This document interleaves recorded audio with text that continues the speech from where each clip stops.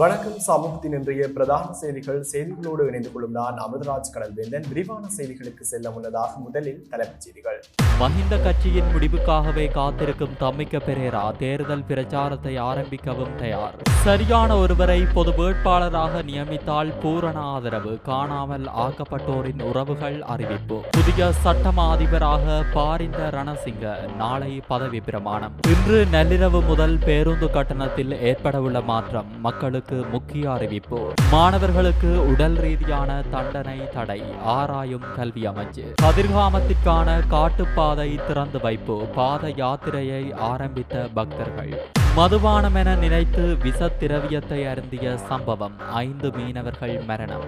நண்பர்களுடன் நீராடச் சென்ற 14 வயது சிறுவன் சடலமாக மீட்பு. இரணைமடு குளத்தில் துயரம்.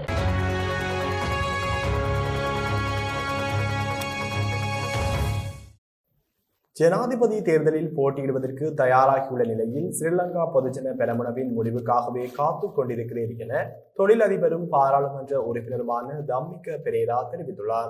ஜனாதிபதி தேர்தலில் வேட்பாளராக அறிவிப்பதற்கு முன்னதாக எனக்கு பொதுஜன பெரமுன 10 நிபந்தனைகளை விதித்திருந்த நிலையில் அவற்றை நடைமுறைப்படுத்துவதற்கான அனைத்து செயல்பாடுகளும் ஆரம்பிக்கப்பட்டுள்ளன என்றும் அவர் தெரிவித்துள்ளார். எதிர்வரும் ஜனாதிபதி தேர்தலில் களமிறங்குவது தொடர்பில் கருத்து வெளியிடும் போதே அவர் மேற்கண்டவாறு தெரிவித்தார். ஜனாதிபதி வேட்பாளராக களமிறங்குவதற்கும் தற்போது தயாராகியுள்ளேன். இந்த சூழலில் ஸ்ரீலங்கா பொதுஜன பெரமுனவே வேட்பாளராக என்னை பெயரிடுவதற்கான தீர்மானத்தை எடுக்க வேண்டும். அந்த தீர்மானத்தினை அடுத்து அறிவிப்பதை எதிர்பார்த்து காத்துக் கொண்டிருக்கிறேன். தற்போதைய சூழலில் அரசியலமைப்பின் பிரகாரம் ஆகஸ்ட் மாதம் 20ஆம் தேதி வேட்பு மனுவை தாக்கல் செய்ய வேண்டியுள்ளது. ஆகவே இன்னமும் 50 தினங்கள் தான் எஞ்சியுள்ளன. ஆகவே குறித்த 50 தினங்களுக்குள் பொதுஜன பெரமுன தனது நிலைப்பாட்டை வெளிப்படுத்தும் என்று கருதுகிறேன் என்றார். மேலும் தேர்தலில் ஸ்ரீலங்கா பொதுஜன பெரமுன சார்பில் போட்டியிடுவதற்காக தனது பிரச்சார பணிகளை ஆரம்பிக்கவும் தயாராக உள்ளதாக தெரிவித்தார்.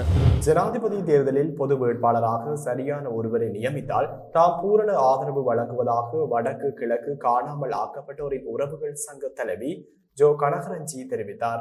கிளிநொச்சி மாவட்ட வலிந்து காணாமல் ஆக்கப்பட்டோரின் உறவுகள் கவனஈர்ப்பு போராட்டம் ஒன்றை இன்றைய தினம் முன்னெடுத்தனர். சர்வதேச நீதி வேண்டும் என்ற கோஷங்களை எழுப்பியவாறும் தமது காணாமல் ஆக்கப்பட்ட பிள்ளைகளின் படங்களையும் தாங்கியவாறும் குறித்த கவனஈர்ப்பு போராட்டத்தில் ஈடுபட்டனர். கிளிநொச்சி மாவட்ட வலிந்து காணாமல் ஆக்கப்பட்டோரின் சங்க அலுவலகம் முன்பாக ஏனையின் வீதியில் போராட்டத்தை காலை 10 மணி முதல் அரை மணித்தியாலங்கள் குறித்த போராட்டம் முன்னெடுக்கப்பட்டது. தமது காணாமல் ஆக்கப்பட்ட பிள்ளைகளுக்கு சர்வதேச நீதி தேவை. ஜனாதிபதி தேர்தலில் பொது வேட்பாளராக சரியான ஒருவரை நியமித்தால் தாம் பூரண ஆதரவு வழங்குவதாக வடக்கு கிழக்கு காணாமல் ஆக்கப்பட்டோரின் உறவுகள் சங்க தலைவி ஜோ கனகரஞ்சி தெரிவித்தார். அவர் மேலும் தெரிவிக்கையில், ஒரு பேசக்கூடிய ஆற்றலுடைய ஆளுமையுடைய வேட்பாளரை ஒட்டுமொத்த தமிழர்களும் நாங்கள் ஒன்று இணைந்து ஒருமித்து அவரை ஒரு ஆளை நிறுத்தி ஒரு ஆளுமை உள்ள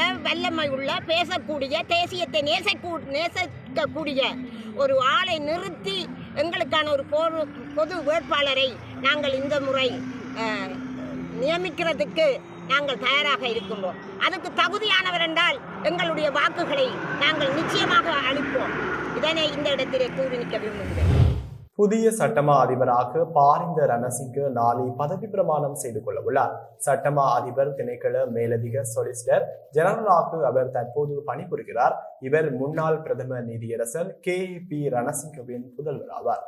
சட்டமா அதிபர் சஞ்சய் ராஜரத்தினத்தின் சேவை நீடிப்புக்கு ஜனாதிபதி வழங்கிய பரிந்துரையை அரசியலமைப்பு பேரவை நிராகரித்திருந்த நிலையில் இந்த பதவிக்கு பாரிந்த ரணசிங்க நியமிக்கப்பட்டுள்ளார். இதேவேளை பாரிந்த ரணசிங்க பதில் சட்டமா அதிபராக நியமிக்கப்படலாம் என ஜனாதிபதி செயலக தகவல்கள் கூறுகின்றன. இன்று நள்ளிரவு முதல் பேருந்து கட்டணம் குறைக்கப்படும் என அகில இலங்கை தனியார் பேருந்து உரிமையாளர்கள் சங்கம் தெரிவித்துள்ளது. தேசிய பேருந்து கட்டண கொள்கையின் பிரகாரம் இந்த கட்டண குறைப்பு அமல்படுத்தப்படும் என சங்கத்தின் செயலாளர் அஞ்சன பிரியஞ்சித் தெரிவித்துள்ளார். பேருந்து கட்டணம் 5.27% குறைக்கப்படும் எனவும் இதன் காரணமாக குறைந்தபட்ச பேருந்து கட்டணம் 30 ரூபாவிலிருந்து 28 ரூபாவாக குறையும் எனவும் அவர் மேலும் தெரிவித்துள்ளார். இன்று நள்ளிரவு டீசல் விலை குறைக்கப்பட்டாலும் பேருந்து கட்டண குறைப்பு பாதிக்கப்படாது என்ற ஒப்பந்தத்தின் அடிப்படையில் இந்த 5.27% பேருந்து கட்டண குறைப்புக்கு நாங்கள் உடன்படுகிறோம் என்பதை அரசு ஏற்றுக்கொண்டுள்ளது. அரசாங்கம் சில சுற்றறிக்கைகளை கொண்டு வந்து இந்த போக்குவரத்து சேவையை அத்தியாவசிய சேவையாக மாற்றியுள்ளது. எனினும் எங்களின் தொழிற்சங்க நடவடிக்கைகளை அரசாங்கம் முடக்குவதற்கு முயற்சித்தால் நாங்கள் அதற்காக தயங்க மாட்டோம் என தெளிவாக கூறிக்கொள்கிறோம்.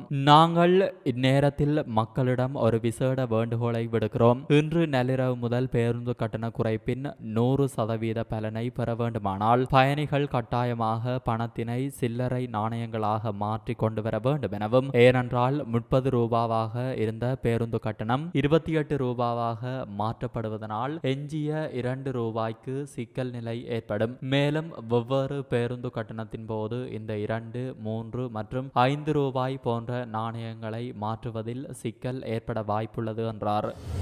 ஜனாதிபதி ரணில் விக்ரமசிங்க கடந்த புதன்கிழமை இரவு நாட்டு மக்களுக்கு ஆற்றிய உரையின் போது எதிர்வரும் ஜனாதிபதி தேர்தலில் தான் வேட்பாளராக களமிறக்குவதற்கான வலுவான அறிகுறியை வெளிப்படுத்தியுள்ளார். நான் ஒரு முக்கியமான கேள்வியை முன்வைக்கிறேன். நீங்கள் என்னுடன் முன்னேறுவீர்களா அல்லது இருட்டில் தடுமாறிக் கொண்டிருப்பவர்களுடன் ஒத்துப்போவீர்களா, இல்லையெனில் இன்னும் பிரச்சனைகளை புரிந்து கொள்ளாமல் போராடுவீர்களா என்று அவர் கேட்டார். இந்த கேள்விகள் அவர் தேர்தலில் போட்டியிடப் போவதற்கான சமிஞ்சைகளாக கருதப்படுகின்றன என்று ஊடக பரப்பில் கருத்து வெளியிடப்பட்டுள்ளது. இதன்படி அவர் தமது வேட்புமனு தொடர்பில் முறையான அறிவிப்பை மாத்திரமே வெளியிட வேண்டியுள்ளது. தகவல்களின்படி தாம் ஜனாதிபதி தேர்தலில் சுயேட்சை வேட்பாளராக போட்டியிடுவதாகவும், எனவே அதற்கு ஆதரவை கோரியும் அனைத்து அரசியல் கட்சிகளுக்கும் அவர் கடிதம் எழுத உள்ளதாக தெரிவிக்கப்பட்டுள்ளது. மாணவர்களின் பாதுகாப்பை மேம்படுத்துவதற்கான முன்மொழிவுகள் குறித்த நிபுணர் குழு அறிக்கையை இலங்கையின் நீதி அமைச்சகம் கல்வி அமைச்சகத்திடம் சமர்ப்பித்துள்ளது. 2024 ஜூன் மாதத்திற்குள் சட்டங்களை உருவாக்கி வர்த்தமானியில் வெளியிடுவதற்கு ஏப்ரலில் அமைச்சரவை அனுமதி வழங்கியிருந்த நிலையில் தற்போதே இந்த முன்மொழிவு சமர்ப்பிக்கப்பட்டுள்ளது. மாணவர்கள் மற்றும் ஆசிரியர்கள் இந்த விடயத்தில் உள்வாங்கப்படுவதால் கல்வி அமைச்சின் கருத்துக்களை பெறுவதற்கு முன்மொழிவுகளை சமர்ப்பிக்க முடிவு செய்துள்ளதாக நீதி அமைச்சகத்தின் அதிகாரி ஒருவர் தெரிவித்துள்ளார். முன்மொழிவுகளில் மாணவர்களுக்கு ஆசிரியர்களால் வழங்கப்படும் உடல் ரீதியான தண்டனையை தடை செய்வதற்கான நடவடிக்கையும் உள்ளதாக தெரிவிக்கப்பட்டுள்ளது. எனினும் இந்த பரிந்துரை பாடசாலைகளில் ஒழுக்கத்தை வளர்ப்பதை கடினமாக்கும் என்ற கருத்துக்களும் முன்வைக்கப்பட்டுள்ளன. கடந்த ஆண்டு மே மாதம் ஜனாதிபதி ரணில் விக்ரமசிங்கவினால் நியமிக்கப்பட்ட குழுவினால் சிறுவர்களின் பாதுகாப்பை மேம்படுத்துதல் மற்றும் பாடசாலைகளில் அவர்களுக்கு பாதுகாப்பை வழங்குதல் ஆகிய நோக்கங்களுடன் இந்த அறிக்கை தயாரிக்கப்பட்டுள்ளது. இதன்படி சிறுவர்களுக்கு உடல் ரீதியான தண்டனையை ஒழிப்பதற்கான சட்டம் இயற்றப்பட வேண்டியது கட்டாயம் எனவும் ஆர்வலர்கள் தெரிவித்து வருகின்றனர். வரலாற்று சிறப்புமிக்க கதிர்காமம் கந்தன் ஆலயத்தின் ஆடிவேல் விழா உற்சவத்தை முன்னிட்டு கதிர்காமத்துக்கான குமுண தேசிய பூங்கா ஊடான காட்டுப்பாதை இன்று திறந்து வைக்கப்பட்டது. விசேட பூஜை வழிபாடுகளை அடுத்து கிழக்கு மாகாண ஆளுநர் செல்வத்தொண்டமானால் இன்று காலை 6 மணியளவில் இந்த பாதை திறந்து வைக்கப்பட்டது. இதனையடுத்து அரோகரா கோஷத்துடன் பக்தர்கள் தங்களது காட்டு வழி பயணத்தினை ஆரம்பித்தனர். பாத யாத்திரைகளுக்காக பிரதேச செயலகம், பிரதேச சபை, சுகாதார அமைச்சு, போலீஸ் மற்றும் ராணுவத்தின் மேற்பார்வையுடன் மருத்துவம், நீர்வளங்கள், தங்குமிடம் மற்றும் சுகாதார வசதிகளும் ஆளுநரால் ஏற்பாடு செய்யப்பட்டுள்ளது. இந்த நிகழ்வில் பாதுகாப்பு ராஜாங்க அமைச்சர் பிரமித்த பண்டார தென்னகோன் கலந்து கொண்டார். மேலும் எதிர்வரும் ஜூலை 6ஆம் தேதி கொடியேற்றத்துடன் ஆரம்பமாகும் கதிர்காம உற்சவம் 2024 7ஆம் மாதம் 22ஆம் தேதி அன்று தீர்த்தோற்சவத்துடன் நிறைவடையும். அத்துடன் இன்று திறக்கப்பட்டு கதிர்காமம் காட்டுப்பாதை எதிர்வரும் 11ஆம் தேதி மூடப்படும் எனவும் அறிவிக்கப்பட்டுள்ளது. கடலில் மிதந்த போத்தலில் இருந்து மதுபானம் என நினைத்து விச திரவத்தை குடித்து பல நாள் மீன்பிடி கப்பலான டெவன் 5 மீன்பிடி கப்பலில் இருந்து 6 மீனவர்களில் மேலும் ஒருவர் தற்போது உயிரிழந்துள்ளதாக கடற்தொழில் மற்றும் நீரியல் வள திணைக்களம் உறுதிப்படுத்தியுள்ளது. அதன்படி உயிரிழந்த மீனவர்களின் எண்ணிக்கை 5ஆக உள்ளது. டெவோன் 5 கப்பலிலிருந்து ஆபத்தான நிலையில் இருந்து 2 சிங்கப்பூர் வணிக கப்பல் மூலம் இன்று மீட்கப்பட்டனர். அவர்களில் ஒருவர் உயிரிழந்துள்ளதாக கடற்றொழில் திணைக்களத்தின் பணிப்பாளர் நாயக்கம் சுசந்த் ஹகவத் தெரிவித்துள்ளார். சர்வதேச ரீதியாக அதிகரித்து வரும் பாதுகாப்பு அச்சுறுத்தல்களை அநீதிகளை எதிர்த்து போராடுவதற்கு சிறப்பு போலீஸ் பிரிவுகளை ஸ்தாபிப்பதற்கு ஐநா நடவடிக்கைகளை எடுக்க வேண்டும் என்றும் அதற்கு முழுமையான ஒத்துழைப்புகளை வழங்குவதற்கு இலங்கை தயாராக உள்ளதாகவும் பொது பாதுகாப்பு அமைச்சர் டிரான் அலஸ் தெரிவித்துள்ளார். அண்மையில் நடைபெற்ற ஐநா போலீஸ் மா அதிபர்கள் மாநாட்டில் கலந்து கொண்டு உரையாற்றும் போதே அவர் மேற்கண்டவாறு தெரிவித்துள்ளார். அவர் மேலும் தெரிவிக்கையில், வன்முறையான மோதல்களின் எழுச்சி மோதல் வலயங்களில் பொதுமக்களின் அவல நிலை, சைபர் கிரைம், ஆயுதமயமாக்கப்பட்ட தொழில்நுட்பம் போன்ற பாரம்பரியமற்ற அச்சுறுத்தல்களின் தோற்றம் உட்பட சர்வதேச ரீதியாக பாதுகாப்பு சவால்கள் அதிகரித்து வருகின்றமையானது சிக்கலான தன்மைகளை அனைத்து நாடுகளுக்கும் ஏற்படுத்தியுள்ளது. குறிப்பாக ஒழுங்கமைக்கப்பட்ட குற்றங்கள் மற்றும் கும்பல்களின் வன்முறைகள் அதிகரித்து வருகின்றன.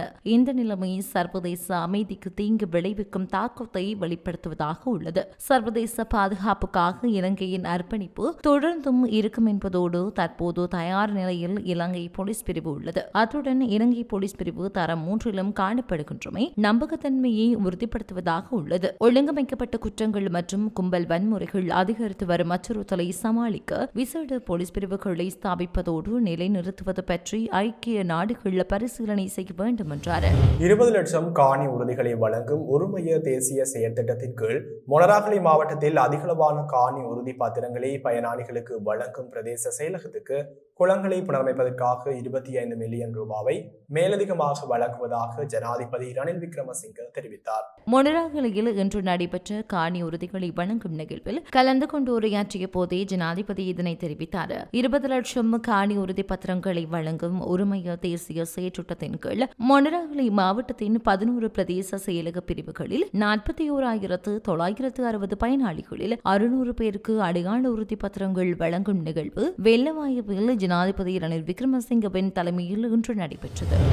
மட்டக்களப்பு கரடியனாறு போலீஸ் பிரிவுக்கு உட்பட்டு மாவடிச்சேனை பகுதியில் உள்ள வீடொன்றில் இரத்த வெள்ளத்தில் கிடந்தவாறு ஆணொருவரின் சடலம் கண்டுபிடிக்கப்பட்டுள்ளதாக கரடியனாறு போலீசார் தெரிவித்தனர். இந்த சம்பவம் கடந்த வியாழக்கிழமை இடம்பெற்றுள்ளது. மதுபோதைக்கு அடிமையான ஒருவர் தனது வீட்டில் தனிமையில் இருந்த போது வீட்டின் ஜன்னல் கண்ணாடியை கையால் ஓங்கி குத்தியதால் முழங்கைக்கும் புஜத்துக்கும் இடையிலான தசை பகுதியின் நாடி நரம்பு அருந்து அதிகளவு குருதி வெளியேறி சம்பவ இடத்திலேயே மரணமடைந்துள்ளதாக போலீசாரின் விசாரணையின் போது தெரியவந்துள்ளது. உயிரிழந்த நபர் ஒரு குழந்தையின் தந்தை ஆவார். இவர் போதைக்கு அடிமையாகி மனைவியுடன் முரண்பட்டமை தொடர்பாக பல தடவைகள் போலீஸ் நிலையத்தில் முறைப்பாடுகள் பதிவு செய்யப்பட்டுள்ளமையும் இதன்போது தெரிய வந்துள்ளது. அன்றைய தினமும் போதையில் மனைவியை தாக்க முற்பட்ட போது மனைவி வீட்டை விட்டு வெளியே சென்றுள்ளார். பிறகு கோபத்தில் அந்த நபர் ஜன்னல் கண்ணாடியை உடைத்த போதே ரத்தம் வெளியேறி உயிரிழந்துள்ளார். இதனை அறிந்த கரடியனாறு போலீசார் சம்பவ இடத்திற்கு சென்று முறைப்பாட்டினை பதிவு செய்ததுடன் பிரேத மரண விசாரணை அதிகாரி